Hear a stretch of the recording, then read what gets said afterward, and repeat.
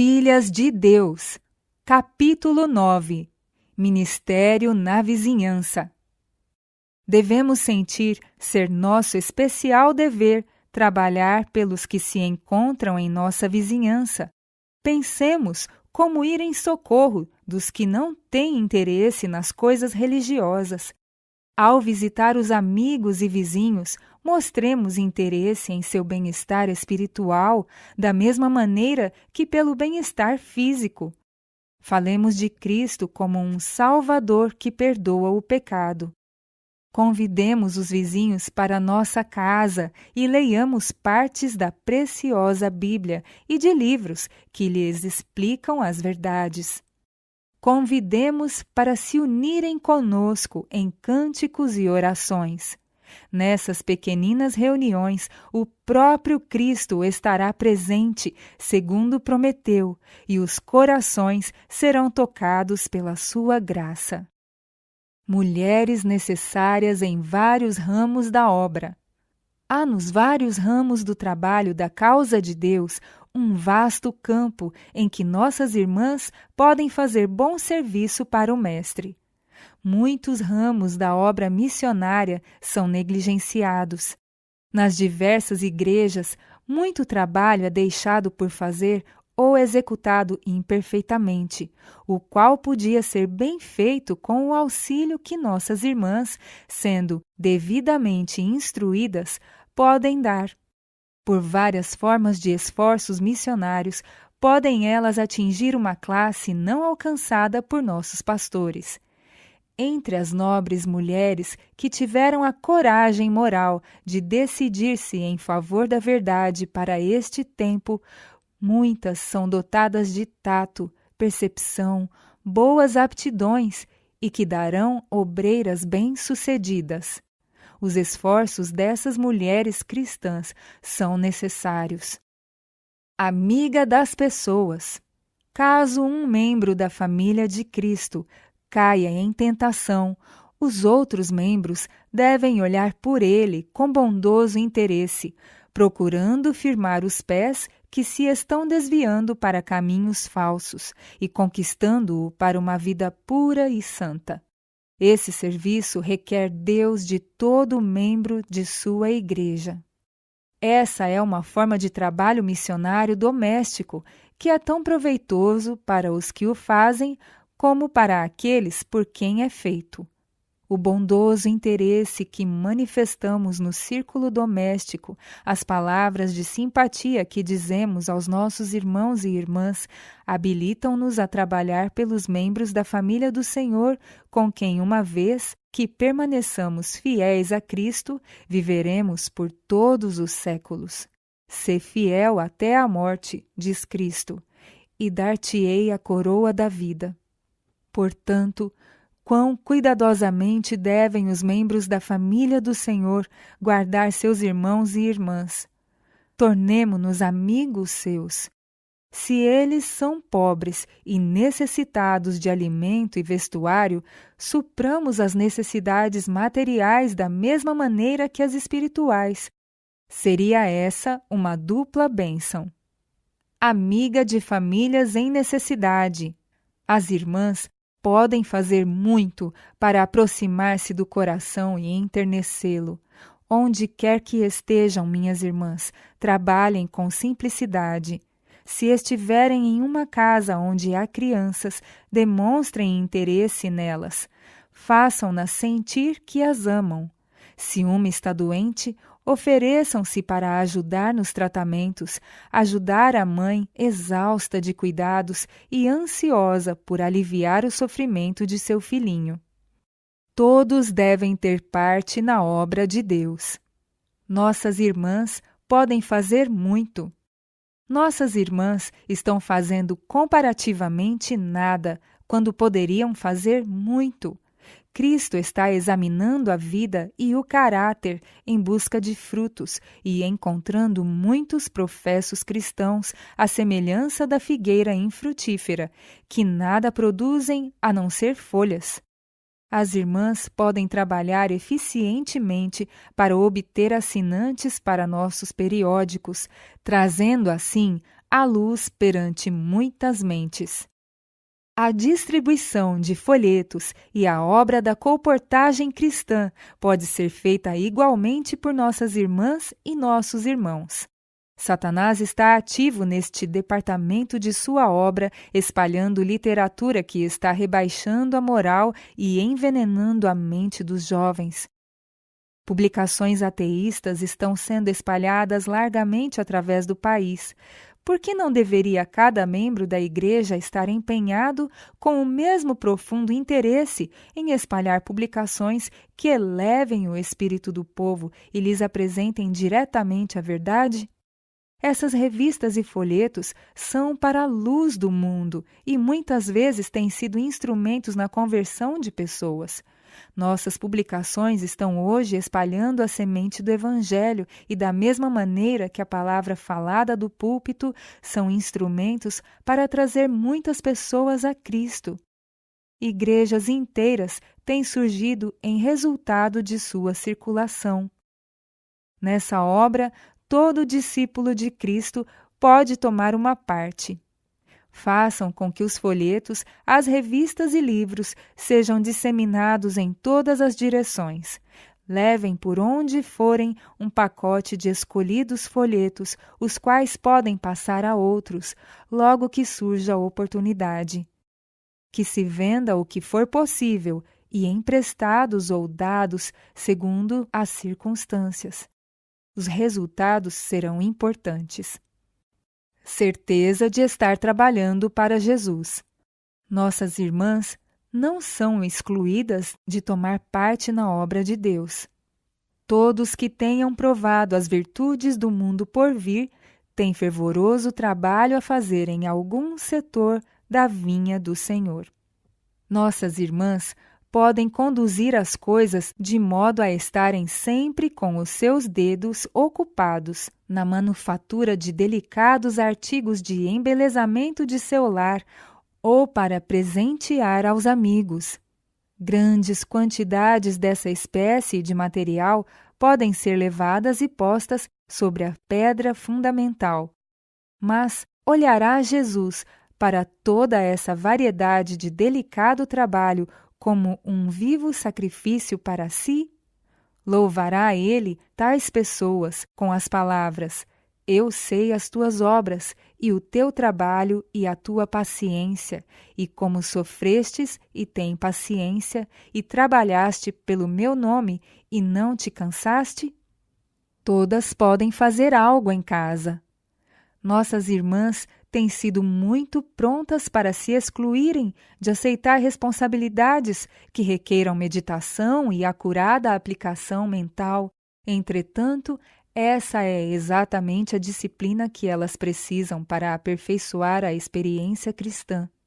Podem ser obreiras no campo missionário, interessando-se pessoalmente na distribuição de folhetos e revistas que representem corretamente nossa fé. Nem todas podem trabalhar no exterior, mas todas podem fazer algo em casa. Deveríamos, como cristãs, ter um senso permanente de que nosso tempo, nossas forças e capacidade foram adquiridos por preço infinito. Não pertencemos a nós mesmas para usarmos nossos momentos na gratificação de nossos caprichos e do orgulho. Como filhas da luz, devemos difundir luz aos outros. Nosso estudo deve ser como glorificar melhor a Deus, como trabalhar para salvar e abençoar almas por quem Cristo morreu. Trabalhando para abençoar a outros, estaremos reunindo forças e coragem para nossa própria alma e receberemos a aprovação de Deus. Centenas de nossas irmãs poderiam estar trabalhando hoje, se quisessem. Aquelas que agora não estão fazendo nada deviam trabalhar. Que cada irmã que professa ser filha de Deus sinta, em verdade, a responsabilidade de ajudar a todos que lhe estiverem ao alcance. As mais nobres de todas as realizações podem ser alcançadas através da abnegação e benevolência por outros. Semear junto a todas as águas. Se nossas irmãs passassem o tempo que Deus lhes deu em fervorosa oração e no estudo de sua palavra, Ele lhes concederia sabedoria celestial para que soubessem como trabalhar mediante a graça que lhes foi dada por Deus para salvar as almas dos que se encontram ao seu redor. Nossas irmãs poderiam começar com o trabalho missionário em sua própria casa. Então, saberiam como trabalhar inteligentemente por seus vizinhos. Caso se interessem por esse tipo de trabalho, poderiam semear as sementes da verdade. Devemos semear junto a todas as águas, mesmo que não saibamos qual prosperará, se esta ou aquela. Esse tipo de trabalho compensa, pois seus resultados são duradouros, como a eternidade. É representado como colocando nos fundamentos ouro, prata e pedras preciosas, materiais que não se consomem nem perecem, mas duram como a eternidade. O primeiro trabalho para nós, individualmente, é uma consagração pessoal a Deus. Colaboradoras de Deus. Orar por amigos pessoais. Deus fará por nós coisas maiores do que podemos pedir ou pensar, se tão somente nele confiarmos plenamente. Creremos, avançaremos em fé, esperança e coragem, apegando-nos com firmeza àquele que é poderoso. Que todos os que professam a verdade presente demonstrem seus puros e santos princípios no viver. Se nossas irmãs tão somente sentissem que podem fazer muito, se consagrassem a Deus, seriam de grande ajuda.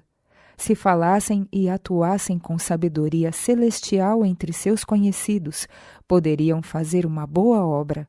Se falassem menos sobre assuntos não importantes e orassem mais fervorosamente e levassem a Jesus o caso de seus amigos que não estão na verdade, suplicando-lhe que lhes ilumine a mente, suas orações poderiam fazer muito bem. Certamente o farão se feitas com fé. Nossas irmãs podem ser colaboradoras de Deus. Poderão, quando esta vida aqui se encerrar, olhar para sua vida não como um árido deserto, mas com botões, flores e frutos como resultado da atividade de sua vida. Que os jovens sejam preparados para servir aos outros. Organizar-se para o serviço. Jovens de ambos os sexos devem se organizar em grupos e, como soldados de Cristo, alistar-se na obra, pondo todo o tato, habilidade e talento no serviço do Mestre, a fim de poder salvar almas da ruína. Que em toda a igreja haja grupos organizados para fazer essa obra.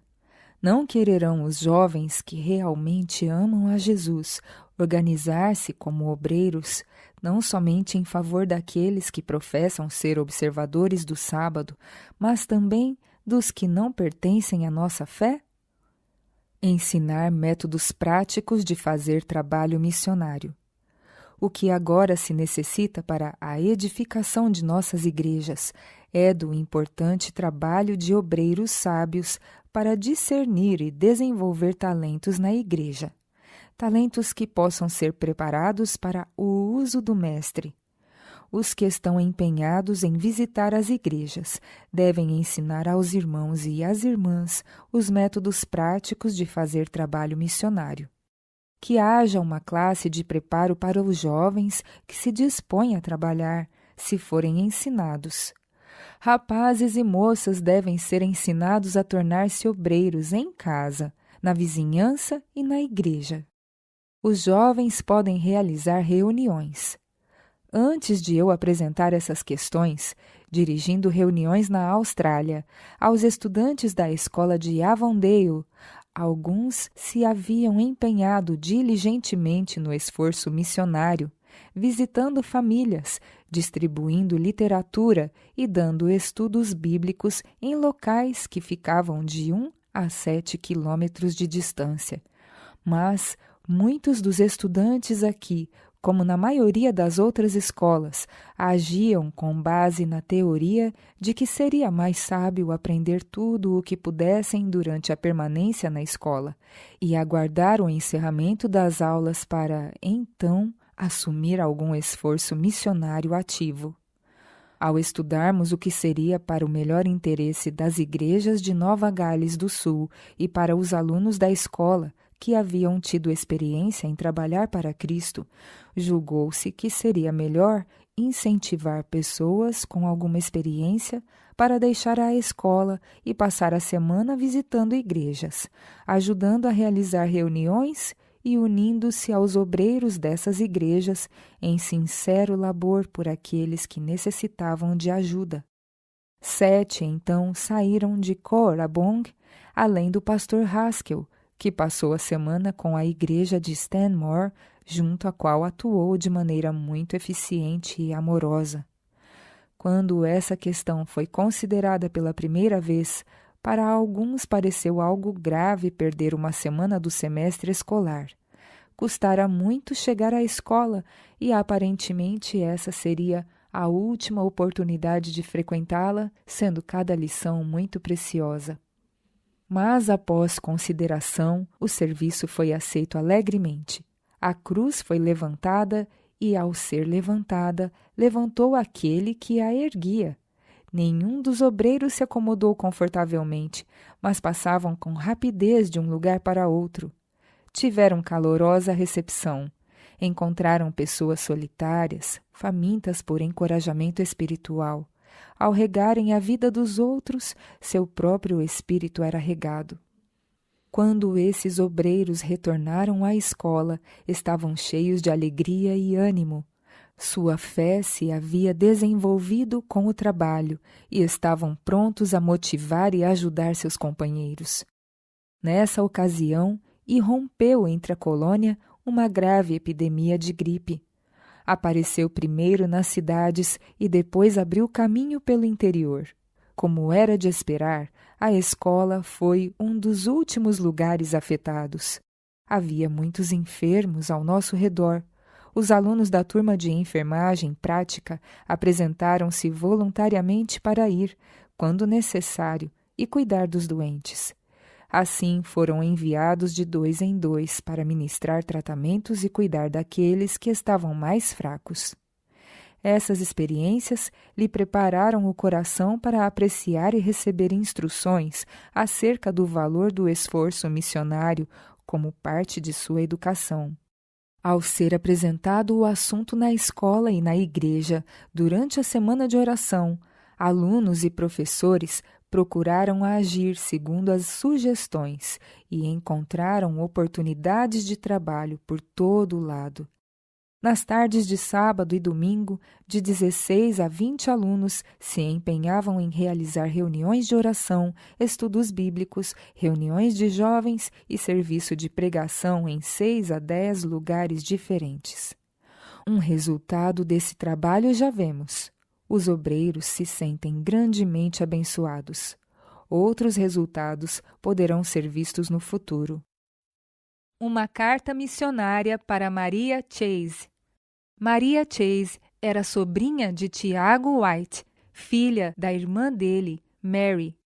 Querida sobrinha Maria, tenho o desejo de enviar-lhe algumas linhas. Não perdi meu interesse por você, embora tenha ficado muito desanimada acerca do seu caso. À medida que parece diminuir a perspectiva de se tornar cristã, tenho sentido uma dolorosa ansiedade a respeito de seu rumo e perspectivas futuras. Não sei se entendo plenamente seu atual estado mental e posso não estar tão preparada para ajudá-la como se o entendesse. Eu deveria saber melhor como abordá-la se soubesse que deseja sinceramente tornar-se uma humilde cristã. Tenho pensado que talvez deseje isso, mas que devido ao seu último fracasso em levar avante o propósito de se tornar cristã, tenha ficado desanimada. Pode ter pensado que a confiança dos outros em você ficou tão abalada que não teriam fé nos esforços que poderia fazer no futuro. Mas, Maria, se a vida cristã exerce atração sobre você e consegue ver a malignidade do pecado e sua condição perdida sem Cristo, aconselho-a a começar de novo de maneira séria. Com mansidão, busque o Senhor. Poderá sentir-se muito desconfiada de si mesmo, pois tem razão para isso. Mas Deus é leal e eu a aconselho pelo bem de sua salvação, que tente outra vez e procure sinceramente tornar-se seguidora de Cristo. Essa é uma obra que ninguém pode fazer por você. É uma obra solene entre Deus e seu coração, a qual deve passar pelo teste do Todo-Poderoso. Permita-me insistir em que procure aquelas coisas que constituem sua paz. Durante toda a sua vida, você tem buscado ansiosa e sofregamente prazeres terrenos e diversões mundanas para satisfazer a mente inquieta. Mas em cada prazer terreno e mundano se encontra um espinho. No seu caso, tem havido desapontamento após desapontamento e a vida tem sido um fracasso. Assim, não tem cumprido na terra o propósito que Deus lhe designou. Sua mente tem tido a permissão de ocupar-se com frivolidade, moda e ostentação. A aparência tem sido o altar sobre o qual sacrifica a sobriedade de pensamento, elevadas considerações e interesses eternos, que são tão mais altos e valiosos que os interesses terrenos, assim como o céu é mais alto que a terra. Satanás tem coberto o caminho largo e descendente com tentadoras flores, mas aqueles que são atraídos para a morte nesse caminho aprendem por experiência que essas agradáveis flores murcham tão logo são colhidas. Elas não exalam um doce perfume, porém um odor desagradável e forte. Maria, você pretende dedicar a Deus o pouco tempo que lhe é concedido e garantir sua felicidade aqui e a salvação no porvir? Suplico-lhe que assuma o trabalho com seriedade. Não mais venere sua aparência pessoal, que não pode sequer colocá-la sob o favor de Deus. Deus preza o valor moral. Diz Pedro: não seja o adorno da esposa o que é exterior, com frisado de cabelos, adereços de ouro, aparato de vestuário. Seja, porém, o homem interior do coração, unido ao incorruptível trajo de um espírito manso e tranquilo, que é de grande valor diante de Deus. Busque esse espírito manso e tranquilo. Livre-se desse espírito que a controla em grande medida. Supere esse desejo de volubilidade e busque a mansidão e justiça. Acredito que Deus ainda lhe estenderá a sua graça se voltar a Ele de todo o coração e fizer do aprendizado com Cristo seu primeiro e básico interesse. Aprenda como servi-lo. Estude a Bíblia, rogando a Deus que lhe ilumine a mente para compreender seus sagrados ensinos, que tão longamente tem negligenciado e desprezado. Volte sua atenção para as palavras de vida. Examine as Escrituras. Durante toda a sua vida, seu coração tem estado em rebelião contra Deus. Tem tripudiado sobre sua oferta de misericórdia, escolhendo as coisas prazerosas do mundo e o serviço de Satanás, em lugar do serviço de Cristo. Jesus, todavia, com ilimitada misericórdia, ainda a convida a escolhê-lo como Salvador e a tornar-se filha de Deus, herdeira da glória. Se quiser, poderá escolher a vida e a salvação, ou escolher a adorar a si mesma e dedicar as preciosas horas do seu tempo de graça para tornar sua pessoa atraente, para agradar aos olhos dos mundanos e sensuais, receber bajulação de lábios mentirosos e, por fim, ceifar a seara que tem semeado, corrupção. O pobre corpo mortal que tem sido o seu ídolo, o seu Deus, será cortado como pasto e secará como a erva. Ah, Maria, como tenho sentido aflição ao ver sua mente quase completamente tomada pela preocupação consigo, com seu vestuário, com a aparência. Sua mente parece empenhar-se o tempo todo para melhorar sua aparência. A palavra de Deus nos exorta a estudar como apresentar-nos provados diante de Deus. Quanto tem sido estudada esta importante lição? Tem você cobiçado a aprovação e o louvor daqueles que são amantes dos prazeres e inimigos de Deus, ao mesmo tempo em que não tem elevado os desejos de determinação de propósito a buscar acima de tudo mais para apresentar-se aprovada diante de Deus? É Ele quem lhe concede vida e todas as boas coisas que tem desfrutado. Deixo com você estas linhas apressadamente escritas, orando para que lhe façam bem. Rogo-lhe novamente para que tome o propósito de buscar o Senhor. Ore muito, chore e ore. Humilhe-se diante de Deus, confiando só nos méritos de um Salvador crucificado e ressurreto, aquele que faz intercessão por corações tão poluídos pelo pecado como o seu.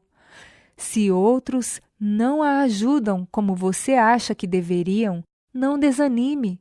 Seu caso é de vida ou morte.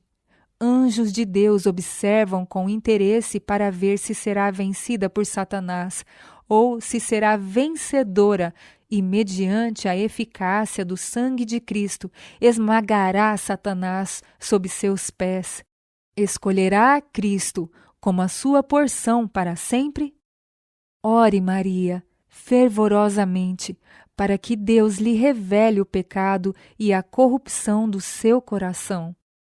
Permita que esse desejo a acompanhe, pois é importante que se veja como pecadora, a fim de sentir a necessidade de perdão através do sangue de Cristo. Que sua segunda oração seja: Senhor, revela-me a Ti mesmo, Tua misericórdia e o valor do Teu sangue. Apodere-se da vida eterna. Você já provou a inutilidade das coisas terrenas e, para mim, tem sido espantoso que ainda pareça manifestar tão pouco interesse em tornar-se cristã. Mas agora posso entendê-lo. Sua aparência pessoal é o seu ídolo. Deus não pode habitar no coração ou nos pensamentos onde o eu reina supremo. Satanás propõe-se usar sua boa aparência para a sua própria destruição, e se ele for bem-sucedido, essa acabará sendo a maior maldição que já lhe sobreveio. Para que serve a ostentação e a aparência por si sós? O que é a beleza sem valor moral ou sem a verdadeira bondade do coração e a nobreza de caráter? É mero brilho exterior que agrada a certo tipo de mentalidade, mas que perecerá no dia de Deus, deixando apenas uma deformidade pecaminosa e corrupta. Busque o céu, busque a verdadeira humildade, e Deus então lhe dirigirá o caminho.